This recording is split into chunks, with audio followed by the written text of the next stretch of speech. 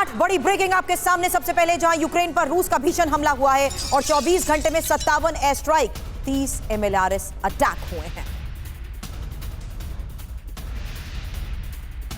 Zaporizhzhia में रूस की जबरदस्त शेलिंग को लेकर दूसरी बड़ी खबर, 24 घंटे में 100 से ज्यादा शेलिंग की जा चुकी है।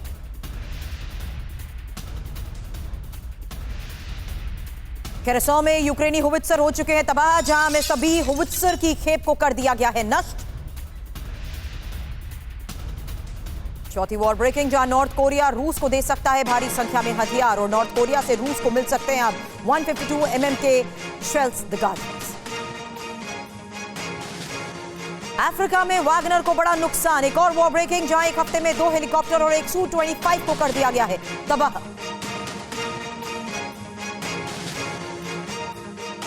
और ओडेसा में यूक्रेनी एयर डिफेंस कैसे हो चुका है एक्टिव, ओडेसा की ओर बढ़ती मिसाइल को मार गिराने का किया गया दावा। तस्वीरें अब आपके सामने।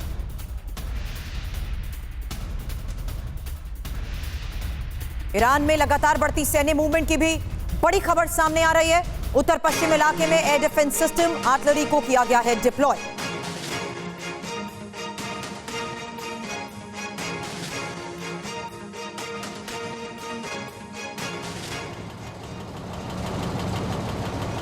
और ये तस्वीरें उत्तर पश्चिम इलाके में एयर डिफेंस सिस्टम और आर्टिलरी के डिप्लॉयमेंट को लेकर, जहां ईरान में अब बड़ी सैन्य मूवमेंट देखी जा रही है। और इटली में ट्रेनिंग फ्लाइट के दौरान हुए बड़े हादसे की तस्वीरें भी सामने आई हैं, जहां कार पर क्रैश हुआ विमान, एक बच्ची की मौत हो गई।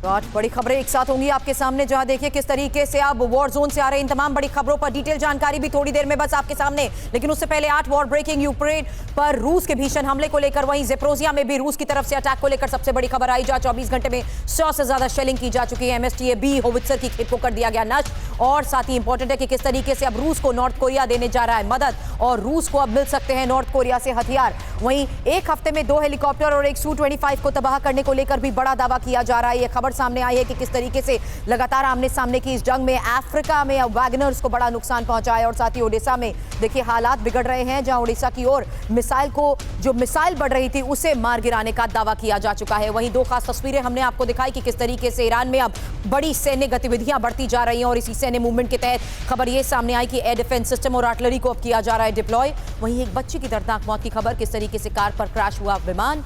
और इटली की यह घटना, जहां ट्रेनिंग फ्लाइट के दौरान ये बड़ा हादसा हुआ है। अब यूक्रेनी MLRS से अंधाधुंध फायरिंग, जहां यूक्रेनी हमले में रूस को भारी नुकसान की खबर है।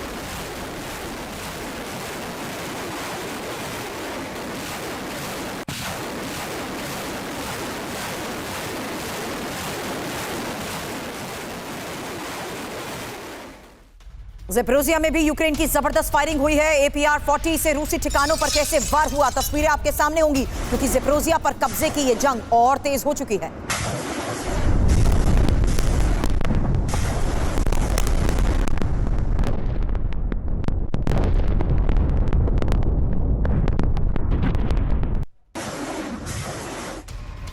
और सबसे बड़ी खबर मॉस्को में हमले की कोशिश को लेकर है, जहां देखिए कैसे मॉस्को में यूक्रेनी ड्रोन से हमले हो रहे हैं। और 2 इलाकों में एक साथ हमले को लेकर यह खबर आई। मॉस्को से 40 किलोमीटर की दूरी पर इस तरह में यह ड्रोन इंटरसेप्ट किया जा चुका है। एयर डिफेंस ने इन यूक्रेनी ड्रोन्स को मार गिराया है।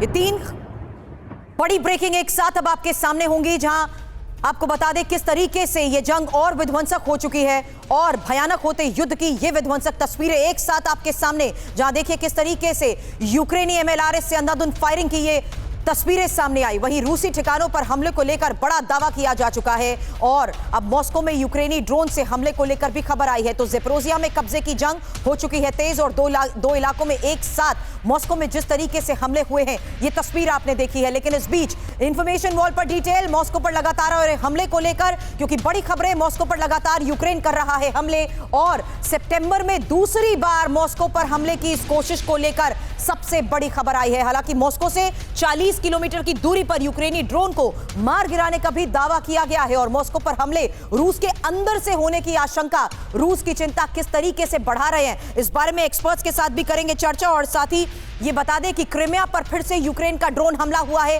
एक और सबसे बड़ी खबर आई है जहां रूस ने 6 ड्रोन को इंटरसेप्ट किया है और यूक्रेन के ड्रोन हमले को नाकाम करने का किया जा रहा है दावा। अब रूसी रक्षा मंत्रालय की तरफ से किए गए इस दावे को लेकर यह सबसे बड़ी खबर आई है, क्योंकि जिस तरीके से रूस ने 6 ड्रोन्स को इंटरसेप्ट किया है, क्रिमिया पर फिर से यूक्रेन का यह ड्रोन हमला बताया जा रहा है और यूक्रेन के ड्रोन हमले को नाकाम करने का किया गया दावा।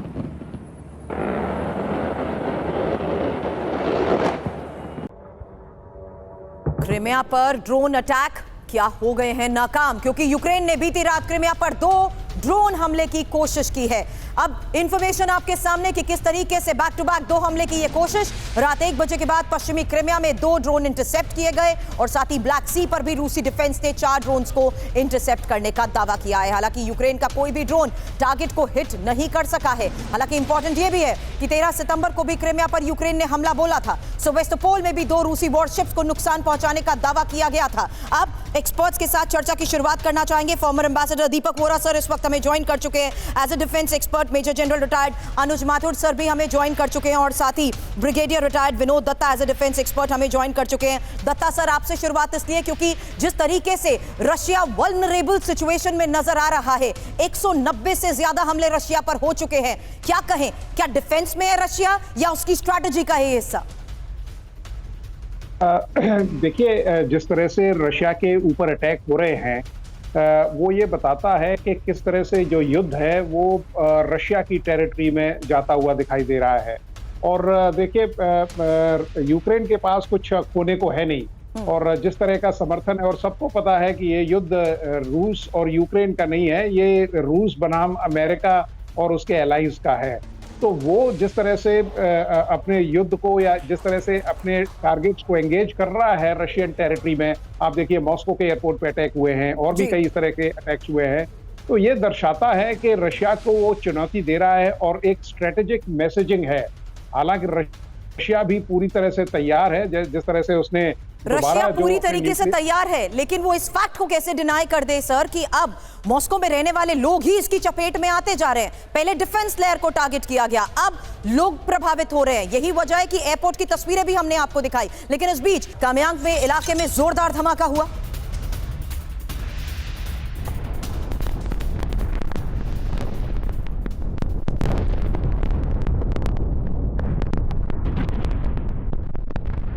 हथियारों के गोदाम पर हमले की ये तस्वीरें आपने देखी। लेकिन इस बीच एक और बड़ी खबर, किस तरीके से खेरसो के पास यूक्रेन मजबूत हो चुका है और रूसी फ्रंट लाइन पर बड़े हमले की तैनाती भी है। हालांकि यूक्रेन ने खेरसो के पास अपनी फोर्स को बढ़ा दिया है और खेरसो के लेफ्ट बैंक से हमले की ये तैयारी है।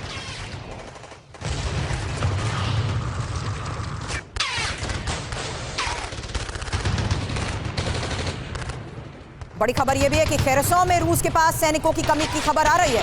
अब 3 बड़ी खबरें, तस्वीरें एक साथ आपके सामने होंगी, जहां आप ये तस्वीर देख रहे हैं किस तरीके से खेरसो में रूस के पास सैनिकों की कमी के तहत यूक्रेन की तरफ से यहां पर फोर्स बढ़ाने का दावा किया गया। वहीं धमाके के साथ किस तरीके से बड़े इलाके में लगी आग, जहां आपने देखा किस तरीके से रूस के दक्षिण पश्चिम इलाके पर यह हमला किया गया है। वहीं कामयांग इलाके में भी जोरदार धमाका हो चुका है। लेकिन रूसी फ्रंट लाइन पर जिस तरीके से बड़े हमले की तैयारी है और लॉजिस्टिक सेंटर पर ड्रोन से हमले को लेकर यह खबर आई। हालांकि लॉजिस्टिक सेंटर को नुकसान की भी खबर है।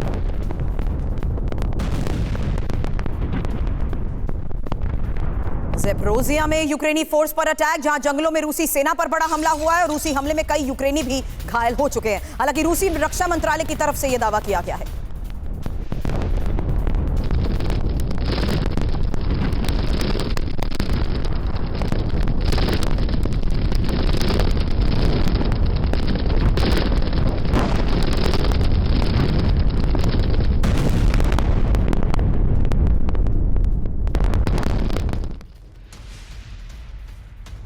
आंद्रिवका, एक और इलाका जहां यूक्रेन का बड़ा हमला हुआ, रूसी सैनिकों पर बमबारी की ये तस्वीरें देखिए।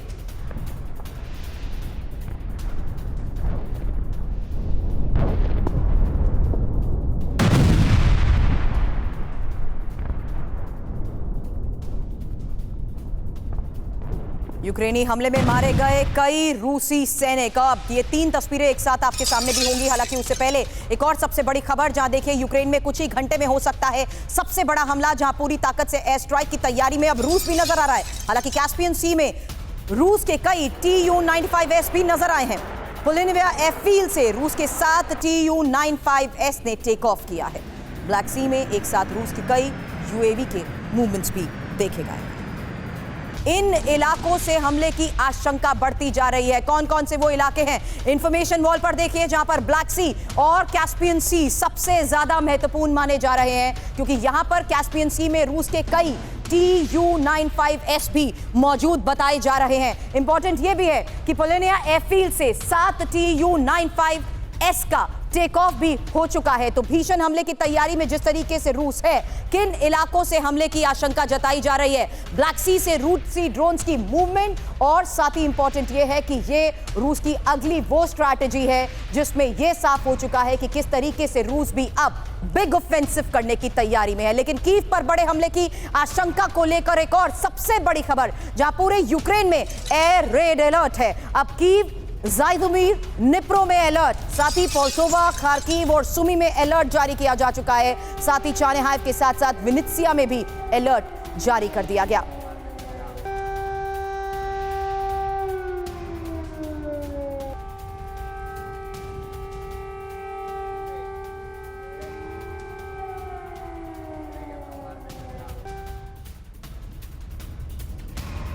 दीपक बोरा सर इस वक्त हमारे साथ है। दीपक बोरा सर, क्या लग रहा है इस लिहाज से आपको, क्या जो बात अमेरिका कह रहा है अगले 45 दिन में कुछ बड़ा फैसला हो सकता है, क्या ये उसी स्ट्रैटेजी के तहत माने कि रूस को अब वल्नरेबल कर चुके हैं? आभारी हूँ कि आपने ये मौका दिया है, बहुत अच्छा लगता है। मैं आपसे सीखता हूँ और आपके जो विशेषज्ञ हैं। मैं अमेरिका से लौटते ही तिरुपति गया था और गुरुवायूर, इसीलिए आप देख रहे हैं कि केश नहीं है जो मैंने अर्पित किया भगवान श्री कृष्ण के चरणों में। डिप्लोमेटिक तौर से हम 4 चीजें देख रहे हैं। मैम वोलोजेलो जो कॉमिक एक्टर है यूक्रेन के, वो जा रहा है अमेरिका, कांग्रेस के सामने रोएगा कि मुझे और हथियार चाहिए। पिछले साल दिसंबर में गया था तो उन्होंने बहुत पैसे दिए थे। इस बार मैम ध्यान बहुत कई लोगों का नहीं है कि जुलाई में एक प्रस्ताव रखा गया था यूएस कांग्रेस में कि $1 और मत दो, और अब क्या हुआ है कि रिपब्लिकन पार्टी का बहुमत है। तो जेलो बहुत डरा हुआ है कि अब मुझे इनसे कुछ नहीं मिलने वाला, इसलिए फिर भीख मांगने जा रहा है। दूसरा, जो बाइडेन का पॉलिटिकल सर्वाइवल अब यूक्रेन पे डिपेंड करता है, उसने अपने आप को अपनी बेवकूफी से यहां पहुंचा दिया। तीसरा, किसी को मालूम नहीं है कितने हथियार दिए हैं। नेटो का सेक्रेटरी जनरल कहता है जो कुछ उसने मांगा था 99% दे दिए। अमेरिकी जनरल कहता है अभी तो बहुत कुछ देना बाकी है। कुछ समझ नहीं आ रहा है इन लोगों को कि क्या हो रहा है। और चौथी चीज, एक अमेरिकन ऑफिशियल कहता है अगले साल का काउंटर ऑफेंसिव ज्यादा मजबूत होगा, यानी जंग अगले साल तक चलेगा, ये फैसला कर चुके हैं। तो मुझे लगता है कि जो कंफ्यूजन इस समय है वॉशिंगटन में,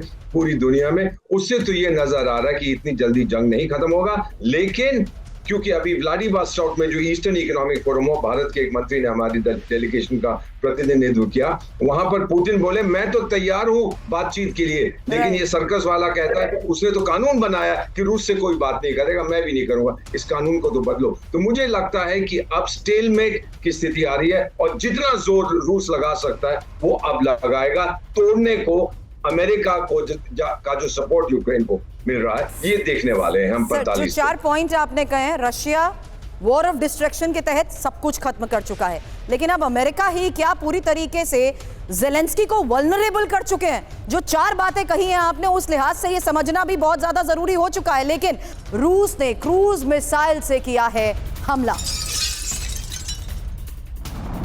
बेलगरोद से रूस का यह मिसाइल लॉन्च हुआ है।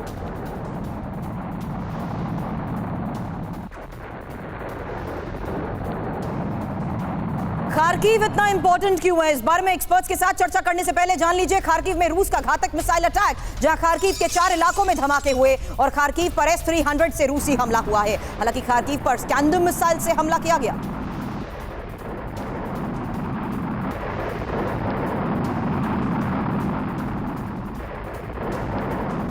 खार्किव में यूक्रेनी टैंक प्लांट पर भी अटैक हुआ है। खेलेनोगोस्की इलाके में मिसाइल अटैक हुआ, टैंक रिपेयर प्लांट को भारी नुकसान पहुंचा है। आपको बता दें, पश्चिम से मिले टैंक्स के रिपेयर प्लांट पर यह हमले की सबसे बड़ी खबर आई है। हालांकि इंफॉर्मेशन वॉल पर इसी बारे में डिटेल कि किस तरीके से रूसी हमले से अब यूक्रेन भी दहलता जा रहा है, जहां पूरे यूक्रेन में एयर रेड अलर्ट जारी किया जा चुका है और साथ ही 4 यूक्रेनी इलाकों में भीषण बमबारी की खबरें मिल रही हैं। खार्किव में रूस का क्रूज मिसाइल अटैक हुआ है और इसके साथ ही पेल्टोवा, खार्किव, सुमी, चार्निहाइव में यह अलर्ट जारी किया जा चुका है। हालांकि बड़ी खबरें इस बीच ये भी हैं कि किस तरीके से सोलिडर में भी यूक्रेन को बड़ी कामयाबी हासिल हो चुकी है, क्योंकि रूसी पोजीशंस पर जबरदस्त बमबारी हुई है और हमले में रूसी पोस्ट को ध्वस्त करने का दावा किया गया, साथ ही सैनिकों की मौत की भी बात कही गई।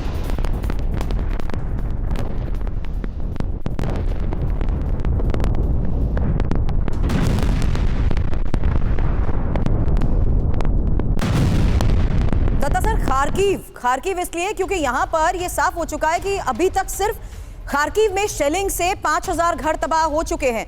रशिया जिस तरीके से कब्जे की यहां पर बात करता है, यह एक और स्ट्रैटेजिकल मूव है। हाँ बिल्कुल, देखिए सुरभि, खार्किव में एक डेलीगेशन में वहां गया था जिसमें एक परचेज मिशन था, कुछ टैंक्स भारत में खरीदने थे। तो खार्किव एक बहुत ही बेहतरीन और खूबसूरत और सामरिक तौर से बहुत इंपॉर्टेंट सिटी है, क्योंकि वहाँ जो उनकी ए व्हीकल या बख्तरबंद गाड़ियाँ हैं उनके वहाँ असेंबली लाइंस थे, चाहे वो आईसीवीज हों चाहे वो टैंक्स हों। तो वो रशिया नहीं चाहता कि अमेरिका या वेस्ट की मदद से वहाँ कोई इस तरह का असेंबली लाइन, हालांकि खार्किव इस पोजीशन में नहीं है कि उसको रिवाइव किया जाए, लेकिन फिर भी रशिया के ये एप्रीहेंशंस हैं। तो खार्किव की इंपॉर्टेंस इसलिए हो जाती है। तो इसलिए अब देखिए, माथुर साहब ने एक बहुत अच्छी बात कही थी कि जब तक आप बूट्स ऑन ग्राउंड नहीं रहेंगे, नहीं करेंगे, तब तक किसी भी ऑपरेशन का कोई मतलब नहीं निकलता। It is like a game of ping pong. वो इधर से अटैक कर रहे हैं, वो उधर से अटैक कर रहे हैं। तो जहां इन्फेंट्री का रोल हो जाता है, जब तक आप अपने जो टेरिटरीज है उनको गेन नहीं करेंगे, उनको कंसोलिडेट नहीं करेंगे, तब तक ये कहा नहीं जा सकता कि किस देश का उनके ऊपर कब्जा है। तो खार्किव और ज़ेपोरिज़िया ये दो ऐसे और मतलब ऐसे स्ट्रेटेजिक पॉइंट्स हैं जहां पे रूस उनको बिल्कुल तबाह करने की कोशिश करेगा, क्योंकि न्यूक्लियर पॉइंट ऑफ व्यू से ज़ेपोरिज़िया भी काफी अहम जगह है। रूसी टारगेट पर यूक्रेनी आर्म स्टोर आए हैं। एमएसटीए भी होवित्जर से यहां पर निशाना साधा गया।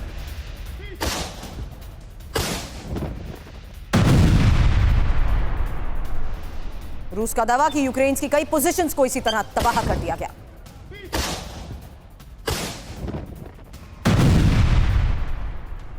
खेरसों में रूसी एयरफोर्स का एक्शन नजर आया, जहां यूक्रेन की डिप्लॉयमेंट प्लान पॉइंट पर यह हमला हुआ है। नीपर नदी के किनारे ठिकाने थे, उन्हें तबाह कर दिया गया।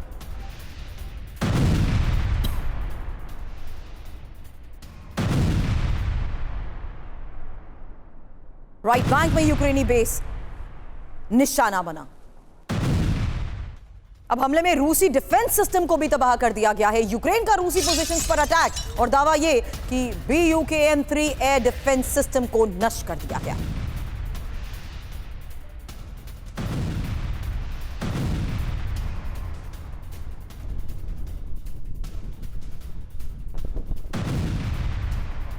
तीनों वॉर ब्रेकिंग एक साथ अब आपके सामने, जहां देखिए किस तरीके से एक बार फिर से दावे किए गए कि कैसे अब BUKM-3 एयर डिफेंस सिस्टम को नष्ट कर दिया गया है और यूक्रेन का ये रूसी पोजीशंस पर अटैक हुआ है। वहीं सबसे बड़ी खबर कुपियांस्क में रूस के बड़े हमले को लेकर, जहां रूसी टारगेट पर यूक्रेनी आर्म स्टोर था और साथ ही यूक्रेन के डिप्लॉयमेंट पॉइंट पर हमला भी किया गया है। नीपर नदी के किनारे बने ठिकानों को तबाह कर दिया गया। हाइमार्स से अटैक का एक और वीडियो, जहां रूसी ठिकाने पर अटैक का यह वीडियो सामने आया। यूक्रेनी हमले में रूस को भारी नुकसान पहुंचा।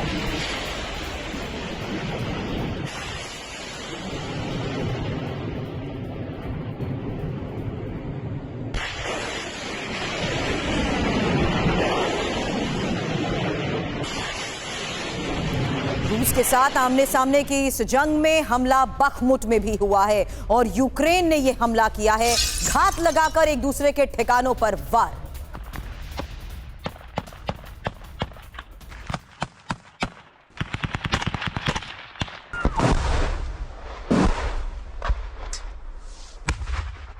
Ого. Блядь. Сзади нас как раз.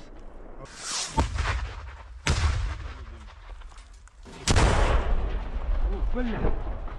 О!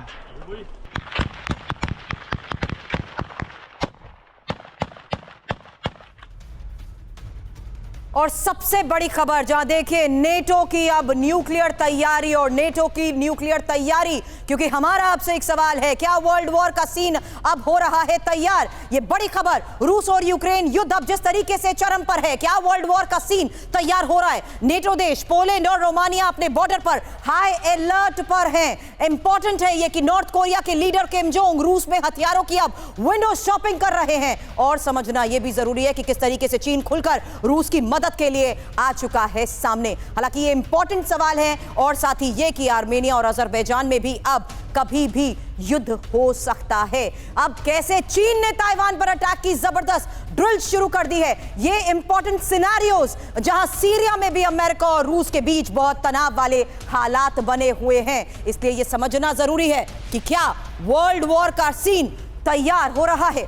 अब नेटो देश रोमानिया की रूस को यह बड़ी चेतावनी, जहां रूसी ड्रोन्स को मार गिराने की वार्निंग को लेकर खबर आई। यूक्रेनी बॉर्डर के नजदीक रडार सिस्टम को भी तैनात किया गया।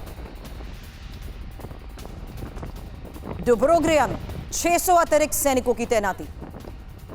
दानुबे नदी के पास रूसी ड्रोन का भी मलबा मिला।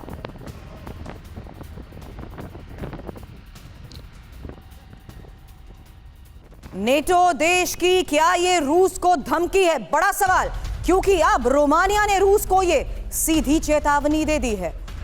सीधी चेतावनी रूसी ड्रोन्स को मार गिराने की।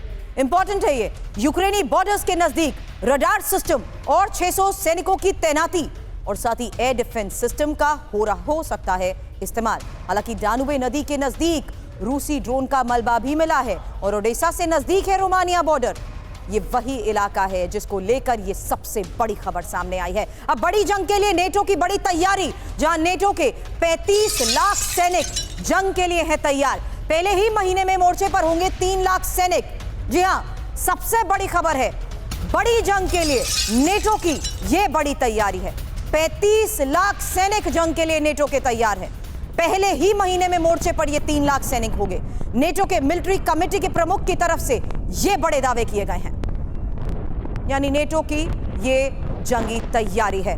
इंफॉर्मेशन वॉल का रुख करेंगे, क्योंकि नेटो के 35 लाख सैनिक किसी भी बड़ी जंग के लिए कैसे तैयार हो चुके हैं, जो बड़ा दावा किया जा रहा है। एडमिरल रोब बावो की तरफ से, ये नेटो मिलिट्री कमेटी के प्रमुख हैं, जिनकी तरफ से 35 लाख सैनिक बड़ी तैयारी के साथ रेडी हैं, और इनमें से 3 लाख सैनिकों की हाई लेवल तैयारियां भी पूरी हो चुकी हैं। हालांकि जिस तरीके से नेटो देशों की रूस से लगी सीमाओं पर यह तैनाती हो रही है, ये डिप्लॉयमेंट्स क्या संकेत दे रहे हैं? क्योंकि किसी भी संभावित युद्ध के लिए नेटो हमेशा तैयार रहने का दावा कर रहा है, और इंपॉर्टेंट यह है कि नेटो को रूस की सैन्य मंशा का भी अब पक्का अंदाजा लग चुका है, और उसी के तहत यह बड़ी तैयारी। हालांकि नेटो को रूस की सैन्य मंशा का ये जो पक्का अंदाजा है। Mathur sir, a quick reaction on this. NATO की इस तैयारी को आप फिलहाल किस तरीके से देख रहे हैं अब? क्योंकि पोलैंड बॉर्डर सील होने की खबर हमने एक दिन पहले दिखाई, अब ये क्या संकेत है नेटो वर्सेस रशिया?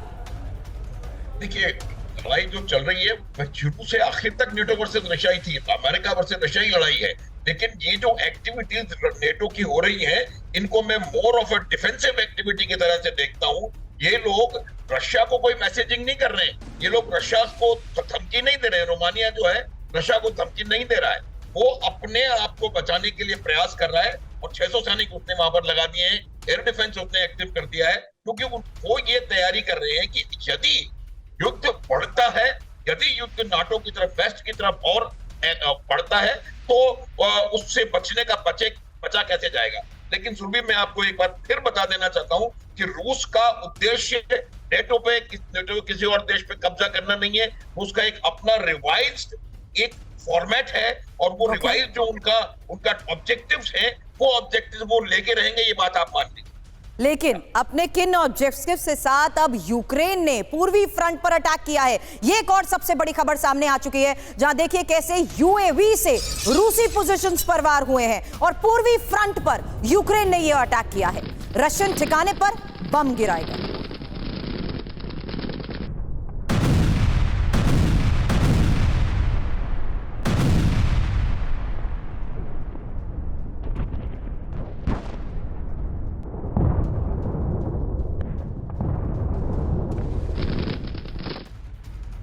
ब्लैक सी में बहुत बड़ी हलचल, जहां ब्लैक सी में अमेरिकी विमान की उड़ान और अमेरिकी E-3 जासूसी विमान ने की है पेट्रोलिंग। रोमानिया के एयर स्पेस में अमेरिकी विमान दिखा है और क्रिमिया से 350 किलोमीटर की दूरी पर यह उड़ान भरी गई है। तो यह सबसे बड़ी खबर आई है, जहां पर रोमानिया के एयर स्पेस में अमेरिकी विमान दिखा, अमेरिकी E-3 जासूसी विमान की पेट्रोलिंग। सबसे बड़ी खबर ब्लैक सी में अमेरिकी विमान को लेकर। और ब्रिटेन में परमाणु हथियार भेजने की तैयारी, अमेरिका डिप्लॉय कर सकता है न्यूक्लियर वेपन। यूक्रेन तक न्यूक्लियर वेपन भेजने का क्या यह प्लान है? क्योंकि 2008 के बाद पहली बार ब्रिटेन में न्यूक्लियर डिप्लॉयमेंट पर जोर दिया जा रहा है। हालांकि कतर की न्यूज एजेंसी की तरफ से किए गए दावे को लेकर और आगे भी डिटेल्स आपके सामने होंगी, क्योंकि ब्रिटेन में परमाणु हथियार क्या है, इसका मतलब और जिस तरीके से जिस टाइम पर ये डिप्लॉयमेंट्स हो रही हैं, बड़े सवाल हैं। क्योंकि 15 साल बाद ब्रिटेन में न्यूक्लियर वेपन की तैनाती की आशंका को लेकर यह खबर है। आपको यह भी बता दें कि लेकिनहीथ एयरफोर्स बेस पर न्यूक्लियर वेपन्स की तैनाती हो सकती है और साथ ही लंदन से 100 किलोमीटर की दूरी पर अमेरिकी मिलिट्री बेस पर तैनाती संभव है। F-35 फाइटर जेट के 2 स्क्वाड्रन भी मिलिट्री बेस पर तैनात और साथ ही जरूरत पड़ने पर परमाणु हथियार यूक्रेन भेजे जाने की भी तैयारी। हालांकि अमेरिका न्यूक्लियर डिप्लॉयमेंट पर आपको बता दें $50 मिलियन खर्च कर रहा है। अल जजीरा सोर्सेस के हवाले से यह दावा किया जा रहा है, लेकिन इंपॉर्टेंट यही है कि ये डिप्लॉयमेंट्स क्या बड़े संकेत दे रही है। नॉर्थ डाकोटा में बैलिस्टिक मिसाइल मूवमेंट, जहां न्यूक्लियर वॉरहेड की मूवमेंट की आशंका है।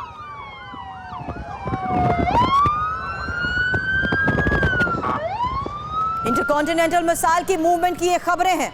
स्थानीय लोगों ने कैमरे में ये सैन्य मूवमेंट कैद की है। अब रूस को यूएस और दक्षिण कोरिया की चेतावनी, जहां उत्तर कोरिया से डील पर चेतावनी को लेकर यह सबसे बड़ी खबर आई। रूस को इसके नतीजे भुगतने होंगे। यूएनएससी की अनदेखी रूस कर रहा है, यह बात अमेरिका की तरफ से कही गई है। और ये जो दावे किए जा रहे हैं उसके तहत इस डील पर, जैसा कि आपको बताया, दुनिया की नजर थी। अब रूस को यूएस की तरफ से यह चेतावनी दी गई है उत्तर कोरिया से डील को लेकर। इंफॉर्मेशन वॉल का रुख करेंगे, क्योंकि ये चेतावनी जो दी गई है उसमें आपको बता दें रूस को उत्तर कोरिया से गठजोड़ की कीमत चुकाने की बात कही जा रही है। और यही सबसे पहली इंफॉर्मेशन, जहां आपको बता दें कि किस तरीके से उत्तर कोरिया से सैन्य सहयोग को लेकर यह बात कही जा रही है कि यूएनएससी के संकल्प की अनदेखी हो रही है। हालांकि माफ कीजिएगा, यह गलत इंफॉर्मेशन आपके सामने है, लेकिन इस बीच जो खबर आपको बता रहे हैं उसमें इंपॉर्टेंट है कि किस तरीके से रूस को उत्तर कोरिया से मिल रहा है सहयोग और इसी गठजोड़ की कीमत चुकाने की बात कही जा रही है। उत्तर कोरिया से सैन्य सहयोग, यूएनएससी के संकल्प की अनदेखी होगी। मैं चाहूंगी दीपक वोरा सर, किम के दौरे पर वॉशिंगटन और सियोल के उच्च अधिकारियों की जिस तरीके से बैठक हुई है, यूएनएससी का स्थायी सदस्य होने के नाते रूस अपनी जिम्मेदारी दिखाई, ये बात कही जा रही है। सही कहा जा रहा है मैम, लेकिन एक प्रश्न अभी जनरल माथुर साहब ने इसका जिक्र किया था, मैं सोच रहा था इसके बारे में, क्या यूक्रेन इतना इंपॉर्टेंट है दुनिया में कि उसके कारण हम न्यूक्लियर वॉर ने पूरी दुनिया को बर्बाद कर रहे हैं? है कौन सा ये चीज, है क्या ये चीज जिसके बारे में हम बात कर रहे हैं? Why are we taking the risk nuclear war की? और फिर जब ये स्पेशल मिलिट्री ऑपरेशन किया था रूस ने, क्यों किया था? क्या रूस को धरती की आवश्यकता है? दुनिया का सबसे बड़ा देश है, 14 करोड़ की आबादी है, उसके पास तो बहुत धरती है। हिटलर ने हमला किया था सोवियत संघ पर, उसको धरती चाहिए थी। जर्मन में लेबेनस्ट्रॉम कहते हैं, मेरे लोगों के लिए जगह। रूस को नहीं चाहिए, उसने सिर्फ ये कहा था कि नेटो में तू शामिल नहीं होगा, और ये जो सर्कस का जोकर है ये कहता मैं नेटो में जाऊंगा, तो इसको हटाओ, तभी हमला किया था। जब उसको वो हासिल हो जाएगा वो खामोश हो जाएगा। ये मुझे लगता है कि अगर सेलो चला जाए सर्कस वाला, शांति अपने आप वहां पर आ जाएगी। लेकिन अमेरिका को ये डर, फाइनली मैम मेरे पीछे जो तस्वीर आप देख रहे हैं, मानो नहीं देख पा रही है, पतझड़ का मौसम न्यूयॉर्क में आ चुका है। तस्वीर मैंने वहां ली थी कुछ दिन पहले। समर खत्म हो चुका है, सर्दी आ रही है, यूरोप में तापमान गिर रहे हैं, सर्दी फिर आने वाली है। अब देखते हैं और कितना ये बर्दाश्त करेंगे वहां के लोग जब उनको रशियन सस्ती गैस नहीं मिलती। अब मुझे लगता है बहुत जल्दी इसका कोई निर्णय निकलेगा। लेकिन अमेरिका अपने हित को देखते हुए गोला बारूद का प्रोडक्शन बढ़ा रहा है और यही सबसे बड़ी खबर है। इस बीच एक और जहां आर्टिलरी शेल्स के प्रोडक्शन 3 गुना करने की तैयारी है। हर महीने 1 लाख शेल्स तैयार करने का टारगेट रखा गया है और यूक्रेन को गोला बारूद भेजने पर भंडार में कमी के तहत यह खबर बहुत ज्यादा इंपॉर्टेंट हो जाती है, क्योंकि दावा यह कि अमेरिका अपना गोला बारूद का प्रोडक्शन बढ़ा रहा है और आर्टिलरी शेल्स का प्रोडक्शन 3 गुना करने की तैयारी के तहत अगला टारगेट भी सेट कर लिया गया है। तो अमेरिका में क्या गोला बारूद की कमी है? क्योंकि यूक्रेन को गोला बारूद भेजने से अमेरिका में क्या गोला बारूद की कमी हो चुकी है? यही अभी तक एक सबसे बड़ा सवाल रहा है। हालांकि 155 mm आर्टिलरी शेल्स की कमी को पूरा करने की क्या यह कोशिश है? हर महीने 1 लाख शेल्स बनाने की तैयारी में अब अमेरिका नजर आ रहा है। 2025 तक हर महीने 1 लाख शेल्स तैयार होने की बात कही जा रही है। फिलहाल यूएस में हर महीने आपको बता दें 28,000 शेल्स तैयार हो रहे हैं। अब नेटो देशों की बहुत बड़ी वॉर तैयारी, यही एक और सबसे बड़ी खबर। इंपॉर्टेंट है कि किस तरीके से दावे किए जा रहे हैं कि इस ड्रिल में 40,000 सैनिक मौजूद रहने वाले हैं। सैन्य ड्रिल में 32 देश एक साथ जिस तरीके से हिस्सा ले रहे हैं। इंफॉर्मेशन वॉल पर आगे इसी बारे में डिटेल होगी कि कैसे अब आगे तैयारी कर रहा है नेटो और नेटो देशों की ये बहुत बड़ी वॉर ड्रिल होने वाली है। नेटो अपनी सबसे बड़ी वॉर ड्रिल को लेकर दावे ये कर रहा है कि इस ड्रिल में 40,000 सैनिक हिस्सा लेंगे। 32 देश हिस्सा ले रहे हैं इस सैन्य ड्रिल में।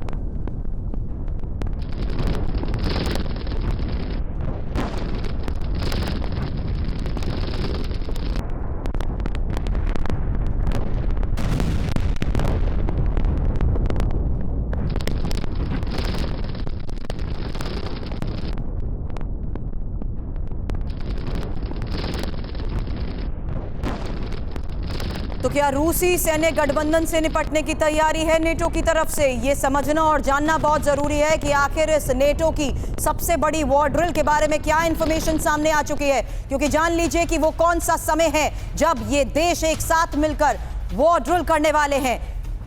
जर्मनी, पोलैंड और बाल्टिक देश। कहां पर होने वाली है ये ड्रिल, ये आपने जाना, लेकिन फरवरी 2024 इंपॉर्टेंट हो जाता है कि 32 देश एक साथ मिलकर जहां 40,000 सैनिक, 50 से ज्यादा वॉरशिप और 700 ड्रिल के दौरान एयर स्ट्राइक को लेकर नेटो की इस सबसे बड़ी ड्रिल को लेकर खबर आई है। लक्ष्य क्या है? रूसी सैन्य गठबंधन से निपटने की तैयारी। खास है कोल्ड वॉर के बाद की सबसे बड़ी ये वॉर ड्रिल मानी जा रही है। लेकिन इस बीच इंपॉर्टेंट ये भी है कि किस तरीके से युद्ध के इस हालात में रूसी सैन्य गठबंधन से निपटने की ये तैयारी मानी जा रही है। अपने एक्सपर्ट्स के पास जाऊं उससे पहले एक और सबसे बड़ी खबर, जहां चेचन लीडर रमजान कादिरोव पर इस वक्त की ये सबसे बड़ी खबर आई है। मौत की अफवाह के बीच कादिरोव का ये वीडियो देखिए। पूरी तरह स्वस्थ दिख रहे हैं कादिरोव। कादिरोव ने बीमार होने की अफवाहों को ही अब खारिज कर दिया है। कादिरोव को जहर दिए जाने की खबर थी। दत्ता सर, वॉर मैसेजिंग कहें या एक ऐसी हकीकत जिसके बाद एक बार फिर से कादिरोव को जिंदा देखकर मुश्किल बढ़ती नजर आई? बिल्कुल, देखिए जिस तरह से ये वारदातें हो रही हैं, चाहे वो वैगनर चीफ का क्रैश होना या अफ्रीका में आप देखिए, ये कोई इसे कोइंसिडेंस नहीं कहेंगे कि सुखोई और ये हो रहा है। और इस तरह से जो सीन जो अभी स्क्रीन पे चल रहे हैं ये दर्शाते हैं कि रशिया में क्योंकि पुतिन साहब तो खुद एक इंटेलिजेंस एजेंसी के सरबराह रहे हैं और वो इस चीज में बिलीव करते हैं आइदर यू परफॉर्म और यू पेरिश। तो उनका सिद्धांत बिल्कुल सीधा है कि आइदर यू आर माई वे और यू आर ऑन हाईवे।